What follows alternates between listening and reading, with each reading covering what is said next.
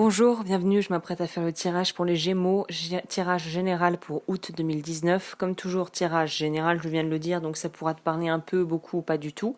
Donc je te conseille de prendre ce qui te parle et de laisser le reste, et bien évidemment de remettre dans le contexte en fonction de ta situation.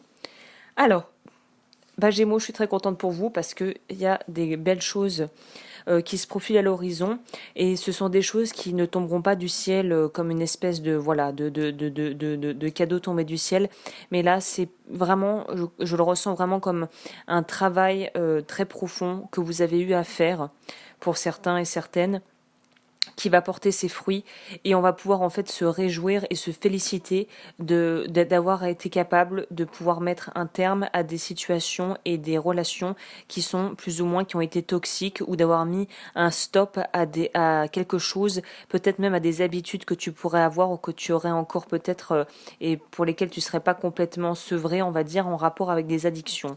Là, je vois une idée d'être prêt à accepter les choses pour ce qu'elles sont, à pouvoir s'accepter soi-même avec beaucoup plus de bienveillance et de compréhension, et d'avoir un petit peu su résister entre guillemets à la tentation, ou si tu n'y as pas résisté et que tu y as cédé, d'en être revenu de tout ça et d'être prêt à faire de nouvelles choses et à pouvoir t'ancrer dans la matière et dans des choix qui sont concrets.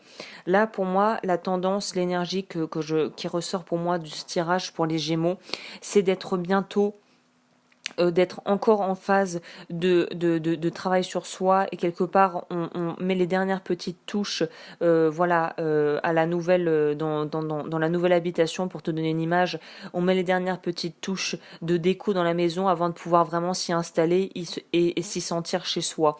On est dans cette idée d'être dans une certaine forme de légèreté, de bienveillance, et d'être très solaire, d'être vraiment très protégé par rapport à ça, et d'être dans une phase vraiment ascendante de sa vie. On sort d'un cycle, et un cycle qui se termine pour en enclencher un nouveau. D'ailleurs, il me semble bien que c'est ce que je mentionnais le mois dernier par rapport aux énergies des Gémeaux pour juillet.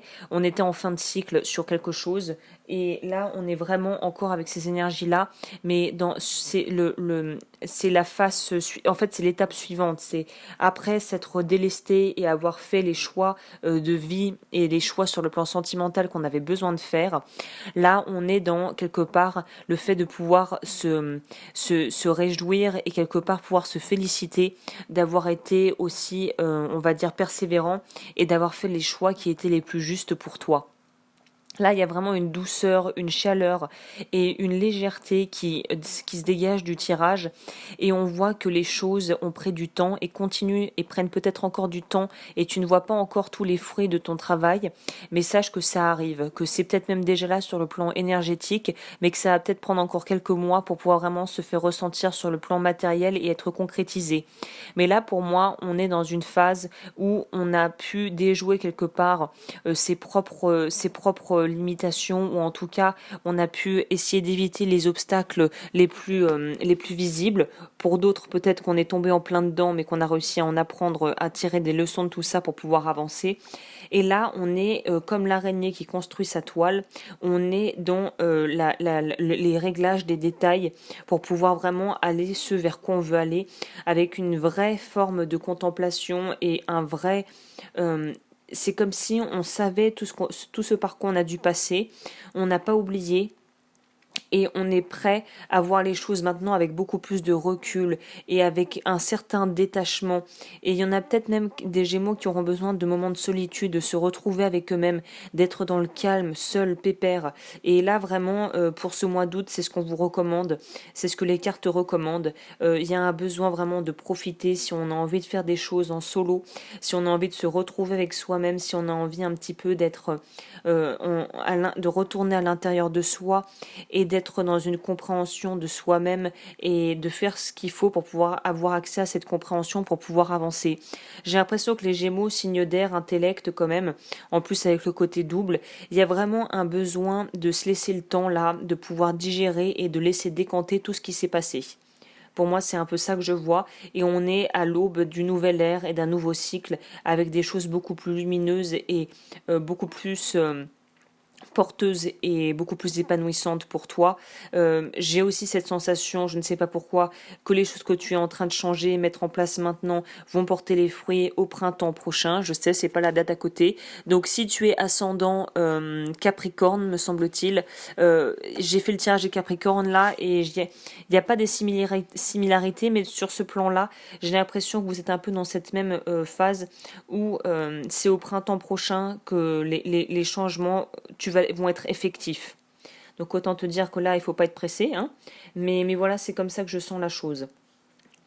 Alors après, si je devais rentrer plus en détail, alors bah là, on est dans une idée, encore une fois, je venais de le dire par rapport au fait que les Gémeaux étaient quand même des signes très intellectuels, qui avaient besoin d'analyser, qui avaient des esprits assez analytiques, mais du fait d'être doubles dans leur fonctionnement, ils ont autant l'aspect analytique que l'aspect aussi émotionnel qui rentre en jeu.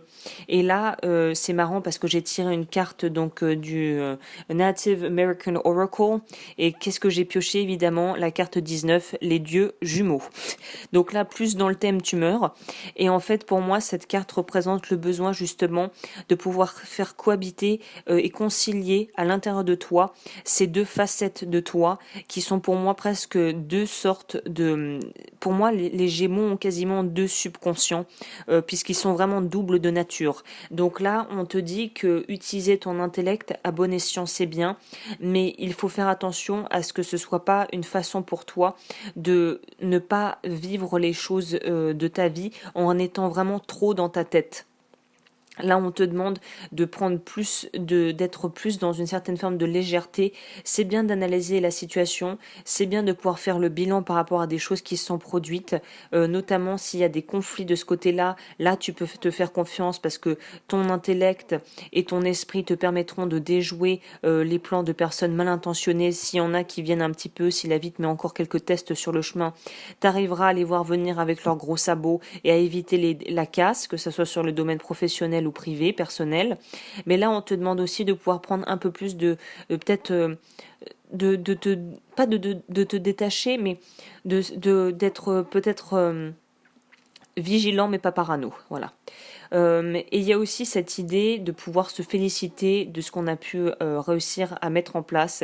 Et il y a une idée c'est pas s'auto-congratuler de manière égoïque, mais c'est juste de pouvoir aussi se féliciter des choses qu'on a réussi et de pouvoir célébrer ça et marquer le coup si tu en éprouves l'envie.